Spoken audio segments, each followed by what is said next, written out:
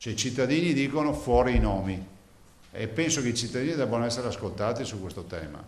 È fondamentale, ma ne viene meno se no la credibilità di tutta la classe dirigente. Il sospetto delle prime ore è diventato cauta certezza. Ci sarebbero anche 3 consiglieri regionali del Veneto, di maggioranza, tra i richiedenti del bonus da 600 euro. La questione quindi non riguarda solo i 5 parlamentari finiti nel mirino inizialmente, di questi solo 3 percettori effettivi, ma una carica di 2000 amministratori locali tra consiglieri regionali e comunali in tutta Italia, con la differenza che un consigliere comunale percepisce spesso poche decine di euro, un consigliere regionale 8.000 netti al mese, poco meno di un parlamentare. Nelle segreterie di partito c'è concitazione. Da Italia Viva il coordinatore Ettore Rosato dice di aver parlato con il presidente dell'INPS Tridico e che non c'è nessun esponente del suo movimento tra i soggetti coinvolti. Va detto che non c'è nessuna irregolarità nella richiesta, la legge lo consentiva, quanto l'opportunità è un'altra storia. L'appello che faccio io partendo dal Consiglio regionale è che tutti chiariscano la loro posizione.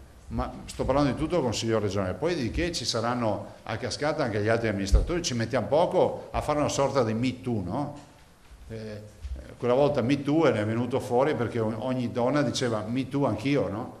Ecco, qui ci potrebbe essere un Me Too al contrario, che anch'io vuol dire che non l'hai fatto. I toni del governatore sono pacati, ma Radio Palazzo riferisce di una sonora arrabbiatura presidenziale nelle ore in cui si stanno chiudendo le liste per le regionali. Una cosa è certa, chi ha percepito quei soldi sarà fuori dalla corsa. La sospensione va in questa direzione. È chiaro che a rischiare una brutta figura a un mese e mezzo scarso dalle elezioni è l'istituzione regione nel suo complesso. Pare che effettivamente ci siano 3 situazioni di questo tipo. Una cosa sicuramente spiacevole, sgradevole, specialmente nei confronti di tutti quei professionisti e lavoratori autonomi che non percepivano in quei mesi altro reddito vista la chiusura e il lockdown.